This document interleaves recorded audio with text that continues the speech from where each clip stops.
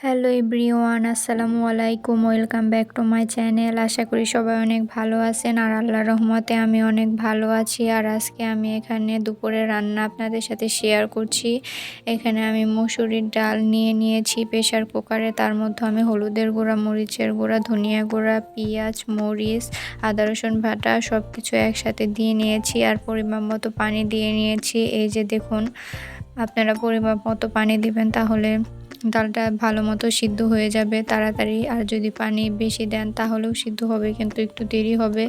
আর তার এই পর্যায়ে আমি ঢাকনাটা ভালো করে ঢেকে নেব। তারপরে ডালটাকে ভালো করে সিদ্ধ হয়ে গেছে। এই তো দেখুন, আমার ডালটা ভালো মতো সিদ্ধ হয়ে গেছে। আর আমি এখানে 2টা টমেটো দিয়ে নিয়েছি, যেহেতু টমেটো দিলে খেতে বেশ মজা লাগে।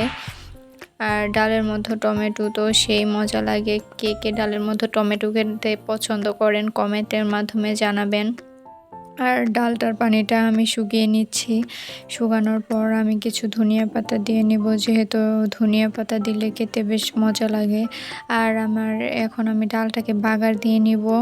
এ পর্যায়ে এখানে আমি কিছু রসুন আর পাঁচফোড়ন একসাথে ছেঁচে নিয়েছি, কারণ পাঁচফোড়নটা দিলে ডালটার ফ্লেভারটা সেই আসে আর খেতেও বেশ মজা লাগে। আপনারা কে কে পাঁচফোড়ন দিয়ে খান কমেন্টের মাধ্যমে জানাবেন। আর এই তো দেখুন, আমি রসুন ছেঁচা আর পাঁচফোড়ন ছেঁচা দিয়ে নিয়েছি। আর এ পর্যায়ে আমার ডালটা যদি বলক এসে যায় তখনই আমার ডালটা হয়ে যাবে। এই তো দেখুন, আমি আজকে কিন্তু ডালটা ঘন করে রান্না করেছি। আমার পাতলা ডাল খেতে একদম ভালো লাগে না। এই তো আমার ডালটা হয়েই গেছে। আর এখন আমি তেলাপিয়া মাছ, 2 টুকরা তেলাপিয়া মাছ ভেজে নিচ্ছি। আজকে আমি বেগুন আলু দিয়ে তেলাপিয়া মাছ রান্না করব। আর তেলাপিয়া মাছটা আমি ভালো করে ভেজেই নেই, যেহেতু মাছগুলো ফ্রিজে ছিল। সেই জন্য যদি মাছগুলো আজকে রান্না হতো তাহলে হয়তো আমি কষিয়ে রান্না করতাম, কিন্তু ভেজে রান্না করলে আমি এবং আমার হাজব্যান্ড দুজনেই খুব পছন্দ করি। কষানোটা আমার একদমই ভালো লাগে না। আর আপনারা কে কীরকমভাবে পছন্দ করেন কমেন্টের মাধ্যমে জানাবেন।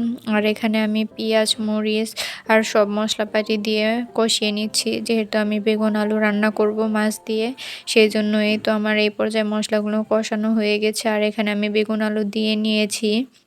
আপনারা কে কীভাবে রান্না করতে পছন্দ করেন কমেন্টের মাধ্যমে জানাবেন। আপনারা যদি হাতে সময় নিয়ে রান্না করেন তাহলে আলুটা প্রথমে আগে কষিয়ে নেবেন, কারণ যেহেতু বেগুনটা নরম জিনিস, আগেই থাকতে গলে যায়, সেজন্য তরকারিটা দেখতে সুন্দর লাগে না। আমার আজকে যেহেতু তাড়াহুড়া, তাই আমি সবগুলো একসাথেই দিয়ে নিয়েছি। আমি সবগুলো একসাথেই কষিয়ে নেব। এই তো আমি কষিয়ে নিচ্ছি ভালো মতো। আর এই যে এই পর্যায়ে আমার তরকারিটা কষানো হয়ে গেছে, দেখতেই পাচ্ছেন সুন্দর মতো। আর এখানে আমি পর্যাপ্ত পরিমাণে পানি দিয়ে নিয়েছি। পানিটা আপনাদের পরিমাণ মতো দিবেন, যেহেতু বেগুন নরম জিনিস, খুব বেশি দেওয়া যাবে না। এই তো দেখতেই পাচ্ছেন। আর বেগুনটাতে ঝোলটা একটু মাখা মাখা হলে খেতে বেশ ভালো লাগে। আর এই ঝোলটা বলক এসে গেলে এখানে আমি 2 টুকরো মাছ দিয়ে নেব, যেগুলো আমি আগে থেকে ভেজে রেখেছিলাম। এই তো, আর ঝোলটা পরিমাপ মতো রাখবো, একটু মাখা মাখা রাখবো, যেহেতু মাখা মাখা রাখলে খেতে বেশ ভালো লাগে। এই তো দেখতেই পাচ্ছেন। আর তরকারির কালারটা তো বেশ ঝাল ঝাল হয়েছে। আমার হাজব্যান্ড যে খেয়ে কি বলবে আল্লাহই জানে। আর এই তো দেখা যাচ্ছে আমার তরকারিটা প্রায় হয়েই যাচ্ছে। হওয়ার আগ দিয়ে আমি কিছু ধনিয়া পাতা অ্যাড করে দিব, যেহেতু ধনিয়া পাতা দিলে খেতে বেশ ভালো লাগে আর ফ্লেভারটাও বেশ ভালো লাগে। এই তো দেখুন, আমার তরকারিটা প্রায় হয়ে গেছে। এখন আমি ধনিয়া পাতাগুলো দিয়ে নিব। এই তো আমি ধনিয়া পাতা দিয়ে নিচ্ছি। ধনিয়া পাতা দিলে তরকারির স্বাদটা দ্বিগুণ বেড়ে যায়, দেখতেই পাচ্ছেন। আর আপনারা কে কে সব তরকারিতে ধনিয়া পাতা দিলে পছন্দ করেন, কার কার ভালো লাগে কমেন্টের মাধ্যমে জানাবেন। আর বেগুন আলুর তরকারি আমার মতো কে কে রান্না করেন বা অন্যভাবেও যদি রান্না করেন কমেন্টের মাধ্যমে জানাবেন। আমি কিন্তু বেশ ভালো রান্না করতে পারি না, তারপরেও আমার শখ, সেই জন্য আমি ভিডিও করেছি।